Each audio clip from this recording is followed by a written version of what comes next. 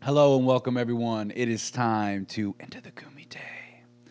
But first, if you enjoy the content we're creating, make sure to like, share, and subscribe. You can also find us on Breaker, Google Podcast, Pocket Cast, Radio Public, and of course, Spotify. So let's get right into it. Today, we will be visiting Ecuador to find our next prospect, Michael Morales. Born in Machala El Oro, Ecuador, probably butchered that, on June 24th of 1999, or 2000. I've seen sources say both, but ESPN said 1999, so we're going to go with that. He currently trains at Interim with the likes of Marcelo Rojo and Brandon Moreno. He went straight from training to pro. He skipped over any amateur circuits. He's currently 12-0, so I guess he didn't need that amateur trial run. He's currently coming off of a decision victory over Nikolai Veretinikov on the Dana White Contender Series show. That's where I found him. He's trained in judo, Thai boxing, and of course BJJ. I'm sure, obviously, he's trained in other disciplines, but dude, it is so hard to find information about some of these people online. He moved to Mexico to start leveling up from his smaller venues in Ecuador in 2021 to fight with the Ultimate Warrior Challenge. After earning a second-round TKO over Miguel Arizmendi, he got his shot at the Dana White Contender Series show. You could tell he went into this fight a little bit nervous. It took him a second to really find his groove in there. He definitely looked better in the second round, but really started running away with the bout in the third round. But let's get into his grappling. He has good wrestling and judo techniques in his tool belt, as well as some solid jiu-jitsu. He has one submission on his record. He's more of a KO finisher, but he uses his grappling to keep the momentum of a fight and to get out of sticky situations.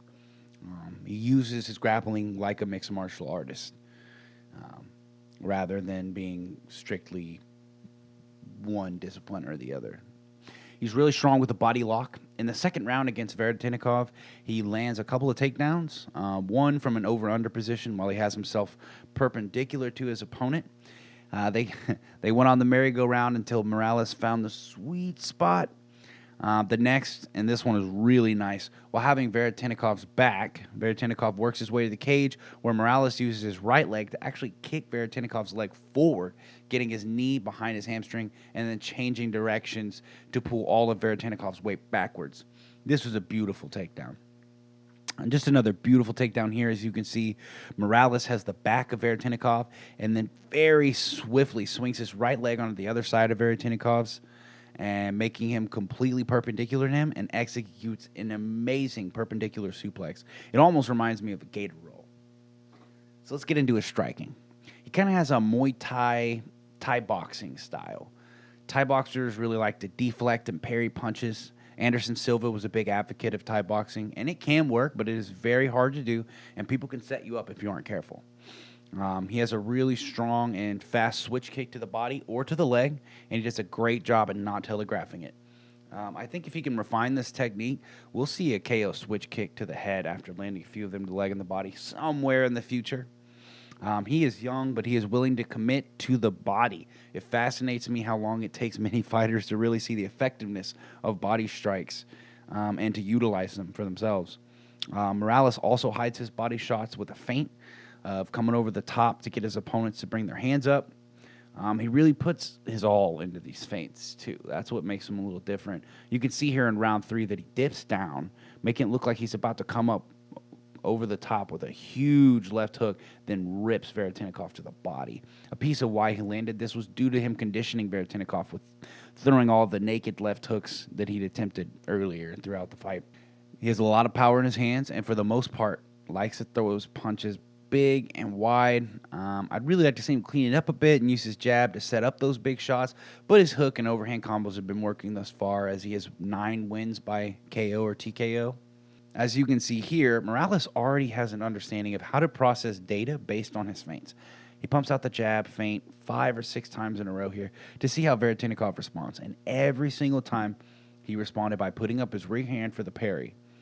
He then feints his power overhand and rips Veretinikov to the body. And again, as I was saying, he commits to the body, and he's downloading the data. How does someone react when I throw a feint?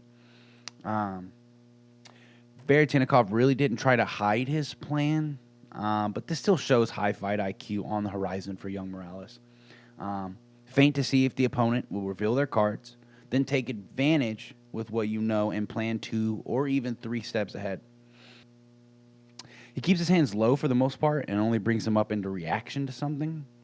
This is going to make him vulnerable to feints. And as you can see here, Varyatinnikov pumps out the jab, which actually gets to the guard as well.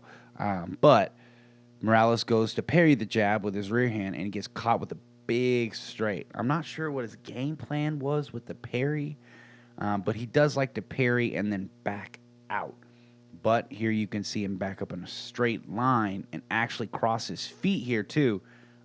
So, these are little things to fix, but I would suggest for him to fix it when he's coming up against some of these higher level strikers, and especially the snipers, those long punchers, who catch you on those downbeats of you trying to reset your stance and things like that. He has a tendency to want to pull on a lot of things for the counter, but he has to have better footwork to execute something like that. But yeah, his typical boxing defense consists of parrying the punch with his rear hand and backing out. And he does circle out sometimes, but if he feels uncomfortable, he backs up in a straight line. Sometimes he crosses his feet.